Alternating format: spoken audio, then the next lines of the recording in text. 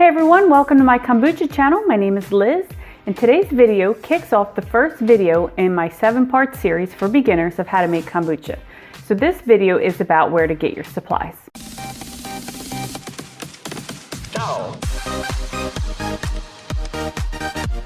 In the 7-part series, I'm going to break down each step along the way for making kombucha to hopefully help simplify that for you. So first I'm going to go over the supplies you'll need, and then I'll go over the ingredients, and I'm also going to give you some ideas of where you can purchase the items. All these things you can get at Amazon, so I'm going to leave links down below in the description box for you. Please note that these are affiliate links, meaning if you make a purchase, I'll get a small percentage of that, and thank you very much, by the way. I appreciate your support. But if you're not an Amazon shopper, no worries, I've got you covered. So the first item is a large glass jar.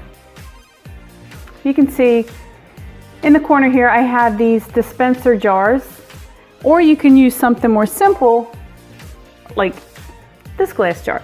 Now this is a half-gallon mason jar, and it's marked with the different measurements on the side. If you want something simple and you don't want to spend a lot of money, go ahead and check out your local thrift stores or Goodwill. Usually you can find old glass jars there. You could also reuse the big glass pickle jars. I like to use these half-gallon mason jars because they're marked on the side, so I know the measurements when I'm doing my tea. I got these, I think it was 6 for around $13 at a local hardware store. For these dispenser glass jars, I got these at Stein Mart. You can find these anywhere. They have them at TJ Maxx, Target, Walmart, pretty much anywhere. Or you could also look on an online kombucha supply store.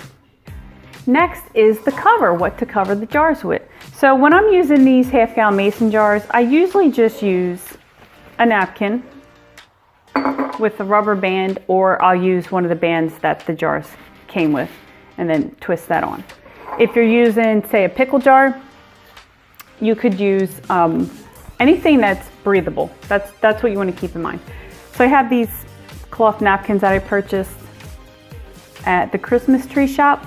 You could also use a kitchen towel, or you could just use an old t-shirt. You just want to make sure it's breathable, and the holes are small enough so that fruit flies don't get in. So because of fruit flies, I would not recommend using cheesecloth. Reason is, so you fold the cheesecloth over, but those little buggers can still get through. So just be careful of that. Cloth napkins are pretty common as well. You can probably find them at a dollar store, Target, Walmart. Like I said, I got these at Christmas tree shop. So you're also going to need some good Ferment 2 bottles.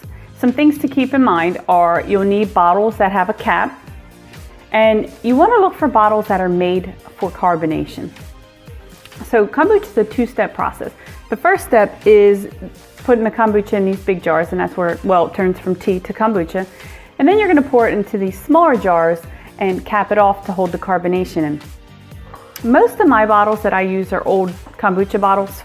So this is a GT's bottle. GT's is pretty popular. This is an Aldi bottle. Health Aid Kombucha.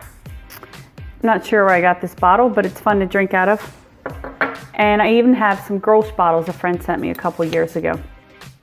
So if you're not a beer drinker, you don't know anyone that drinks beer, but you want some Grolsh bottles, check your local recycling company. A lot of times they have them for pretty cheap. Okay, moving on. You're going to want to get a good strainer. And the reason is these strainers, these mesh strainers, will strain out the bits of yeast that build up in the kombucha. Most people don't like to drink that. You can get these pretty much anywhere, dollar store, Target, Walmart, stores like that, and a measuring cup. You don't have to use glass. This one right here is plastic, and it suits me just fine because the kombucha is not sitting in there for a long time, just not even a minute. You'll also need a spoon to stir your kombucha with. So you could use plastic because you're just stirring it real quick. Some people say not to use plastic at all. I don't have a problem with it because, like I said, the spoon's only in the kombucha for a few seconds.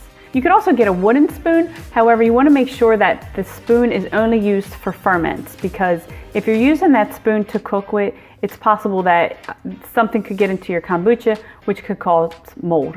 Or you can use stainless steel. Ingredients that you'll need to make kombucha.